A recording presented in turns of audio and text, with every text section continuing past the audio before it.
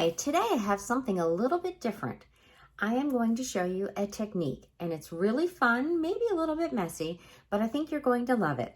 So I'm not going to actually be making any cards in this video, but I'm going to show you some cards that I've made with the crumpled tissue paper that we're going to create in this video. So if you don't have a Stampin' Up! Demonstrator, I would love to be yours. If you need any of the products, I have links below that you can get, and I would be happy to have you shop in my store. And I would really love it if you shared this video, gave me a thumbs up, and added comments. It really helps me a whole lot. So I hope you like this technique.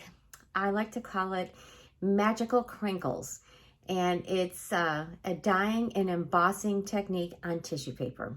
So the first part of it is going to start down in my kitchen, so I'm going to shift down to there. Stay tuned. All right, here we are in my kitchen, and you're gonna need some things. I have a glass baking dish. If you don't have one this large, you can use anything. This is just great because it's nice and large, and I can use really long strips of my tissue paper, but you do want something glass. I wouldn't recommend something that's porous. And it's nice because of the sides, it will kind of contain the mess a little bit more. And then you're gonna need whatever you're gonna use to color. Now you could use Stampin' Spots. You could grab your colors. Oh, here, I'm taking this one apart. All right, so you could use a little spots to add your color. I did that and it works. It's not great, but it does work. And then you could use Brusho crystals. So if you still have these, we used to sell these at Stampin' Up. These really are great because they give nice, intense colors.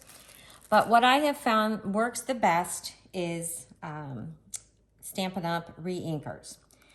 You're also going to need strips of tissue paper, which I have here. And then you're going to need a spray bottle. This is just what I use to clean my glass mirrors when I'm cleaning house. And it really works great. I'm going to clean up that little bit of mess from dropping that ink spot earlier. So what you're going to want to do is choose your colors. Now choose wisely. You don't want colors that when they blend together, they're gonna get yucky. So you wouldn't wanna maybe do orange and purple together because when they blend together, they're gonna get kind of a brown mixture. So colors next to each other on the color wheel are ideal, or multiple shades of one color. So what I have here is Pacific Point and Night of Navy. So I'm gonna start out and I'm going to dab on some of my Pacific Point. Now I am not putting on full drops. All I'm doing is kind of touching my re-inker to my glass plate, and it's just gonna leave little bits of ink. All right, and what I have done, as you can see, I put a piece of tissue paper underneath, so that gives me an idea of how wide, and it also gives me a good color reference. So I'm working on my kitchen countertop. And if you have a countertop that you can't put something inky on, I would suggest covering it with either aluminum foil or plastic wrap or something to protect it.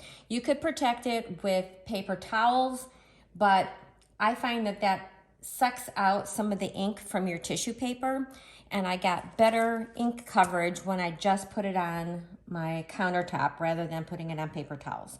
So now I'm gonna add some of my Night of Navy, and I'm just going to touch that in spots where I don't have any Pacific Point. And again, I'm just touching it down. I'm not really using drops of ink. So it's not gonna take a whole lot of ink. So then your next step is you want to get this wet. So I'm just spraying it with my bottle, and you can see the colors are gonna start blending together just by the spray action of my spray bottle. And you can put quite a bit of water on here. Sometimes I just kind of squeeze it very lightly and it just drips on rather than spraying on some of those areas that are more intense with just the blue, like the ink spots. Now, if you wanted to, you could stir this up and mix it around with your fingers. I found for the most part, you didn't really need to do that. It's gonna kind of blend on its own. You could also tip it a little bit, give it a little bit of a shake. And then we're gonna take our tissue paper. And I have chosen to do 2 layers at once because you've got quite a bit of water here. Move that so it's not in the way. And why not get all this color absorbed? So I'm just gonna lay this down and it's gonna just soak right in. I'm gonna give it a little help at the end. Okay, if you need to give it a little press in some areas to get more, you can do that. But it's pretty well covered. So then you're gonna take your layers, and this time you're gonna take only 1 layer off, and you're gonna just lift that up and put it on your counter.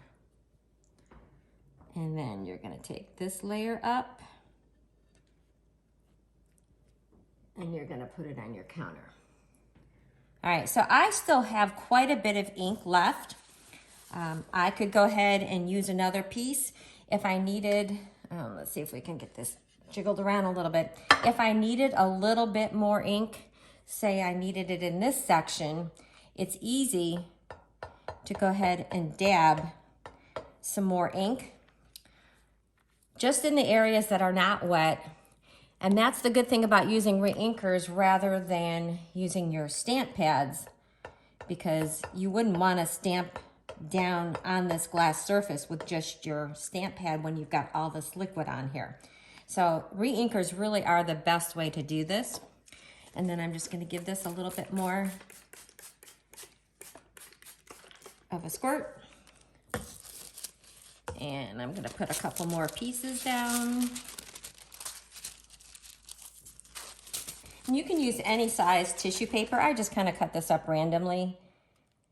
Sometimes, as you'll see later when I show you some of my examples, I had some smaller bits. But this is really, pretty good size. It's maybe 5 inches across. And then I'm going to lift this up. And this one is going to have some more spottiness to the color, if you will, just because I had not blended out that ink very much. And then I've got 1 more piece, and I'm just going to use this up. And then the great thing is you can just go right over to your sink and rinse out this pan, this baking dish, and it really does not leave a big area of cleanup.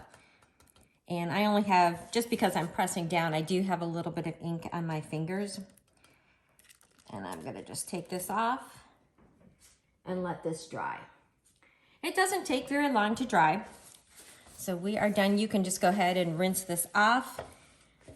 Go ahead and switch colors. I've played around with a lot of different color combinations. So I'm going to stop the video here. I'm going to show you a still shot that I was making yesterday. I had a whole bunch of colors out, and so I'm going to just show you a picture of what my counter was looking like with all those other pieces of tissue. Some of them were a little bit more dry, so you can kind of see what it looks like as it's drying. When they dry, I do try to lift them up a little bit. I was kind of afraid that they would stick to the countertop and then tear, but that wasn't the case. So they will dry pretty quickly. I would say give them an hour or 2, and then you're ready to move on to the next step. So I'm going to see you upstairs.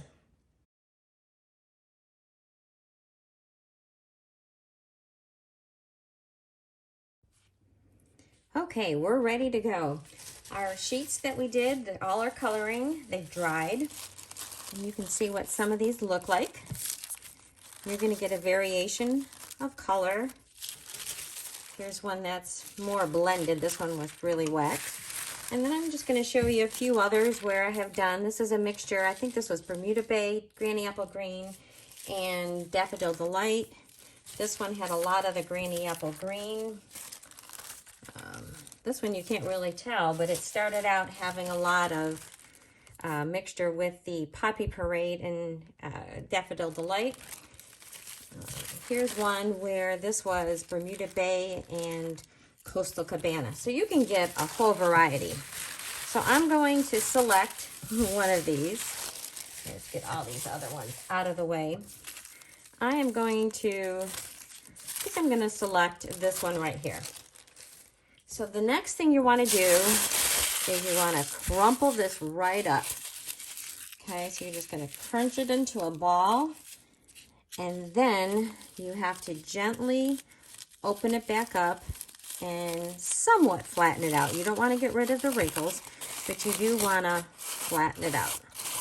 So just gently unfold it. All right, and then let's get,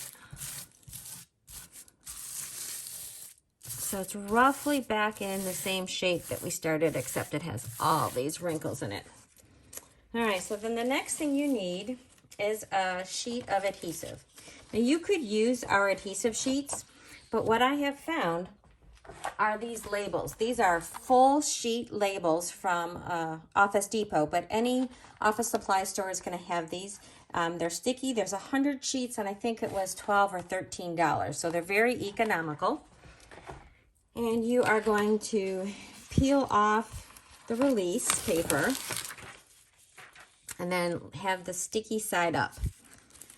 So then we're going to just lay this right on top.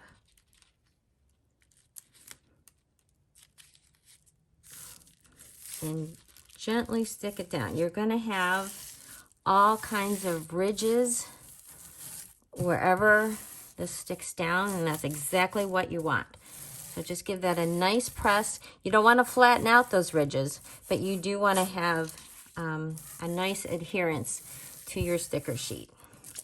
All right, then what I have found, the best thing to do right now is add this to a sheet of white paper. So go ahead and put down adhesive, very lightly running it back and forth. I just want tiny amounts of glue on this to get good coverage, because we're going to be cutting this up into all kinds of small shapes. And so I just want really good coverage and very light on the glue. And then I'm going to take my white piece of paper, stick that right down on top, and press this down. This is going to just make it so much easier to work with when we go to do our heat embossing.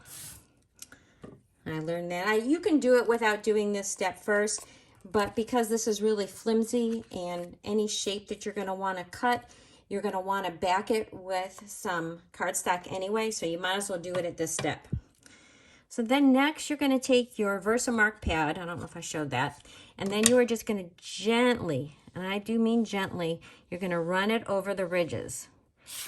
And here, I'm not going to do the whole thing so that you don't have to watch me do it all, but just very gently rub that over the edges. And this is where you want to bring in your embossing powder. Now, we have it in 4 colors. Obviously, clear wouldn't do a whole lot. You could still get some shininess, but it wouldn't show up very much. I've used white and silver so far. I plan on doing some gold with some of those red tones. I think they would be very pretty with our Love of Leaves dyes. And so you're just going to sprinkle on your embossing powder, and you're going to give it a good tap. Here, I'm just going to move that out of the way. Scrape some of this out of the way. And then we're going to grab our heat tool. And let that get warmed up. Now, of course, when you're doing this, you're probably going to do the whole thing at once. But then you're just going to go over this just like you're going to do any other heat embossing, and wait for those ridges to get melted with this embossing powder.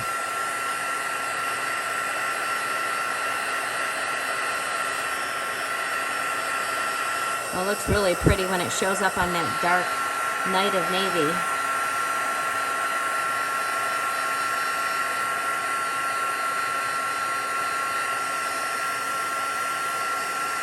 And just keep going over it.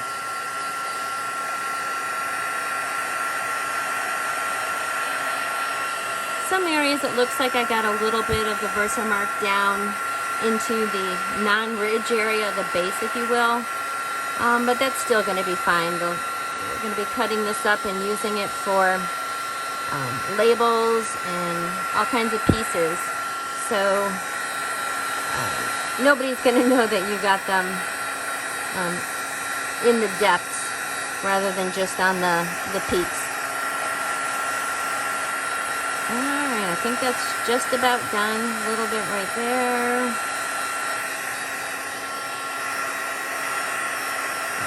Up here.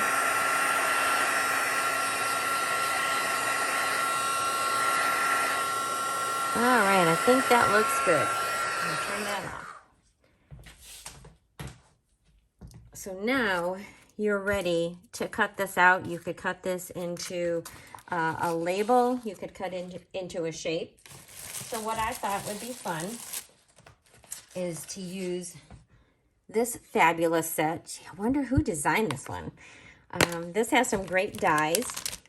So I'm going to grab this flower, and what I've done is I'll position it on my piece right here, and then I like to just cut around this, so I'm only running through this small piece into our embossing machine. So pull out my little mini. I just got this on Saturday. In fact, look at brand new plates. I haven't even used it. So I'm going to place this on here, put my plate on, and get that started.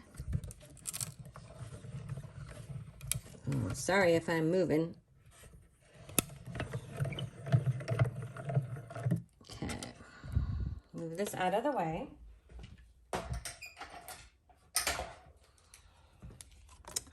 Take this off, and there we have our beautiful flower. So like I said, you could use this to cut any kind of shape, and because we already put the paper on it, it's nice and sturdy. If you hadn't put the paper on it, I would die cut another one of these and glue them together, but I learned that it's just better to go ahead and glue your paper on. So I'm going to show you a few examples of other papers that I've done. Some of these, there isn't a lot left. So here's one where it's mostly green.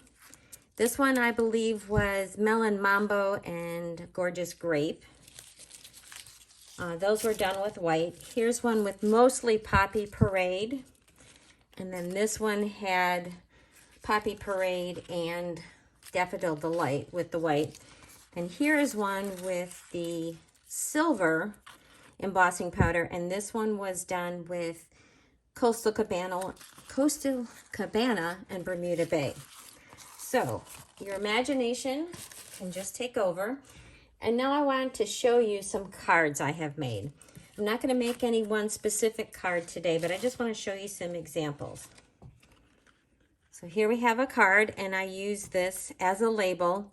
And then there's a lot of little pieces after you cut out all your bigger pieces, and use those for some very small dies. This one here, I used it for those little heart dies, and it just looks so adorable. Here is another one where I used it as a label. Okay, this is just a simple little thank you card with the poppies. Oh, I just loved it with the poppies. So this first one I did, I used just the Gorgeous Grape to do the center, but then I'm like, why not use some of these scraps? And then I used that for the center. I thought that came out very nice. So there's the inside of that one. Here is another card where I used our ferns, and I thought just a very simple die cut that made a beautiful card. I just layered it up with a couple layers of white. This one is one of my favorites. So I put some pieces of cardstock down, and then I embossed the entire panel with it, and then I picked up some of that silver with having a bigger heart, and then I silver embossed, I don't know, Get that silver embossed my saying on here. I just thought that came out so pretty. And then one of my favorites is this one where I did the pretty perennials, and they came out lovely. And then I also did the leaves with that same paper, and you'll see just the little hints of the white. And so that's what that came out. So I hope you like this technique. I hope you give it a try. I'd love to see what you create with it, and let me know what your thoughts are. Thanks so much for watching.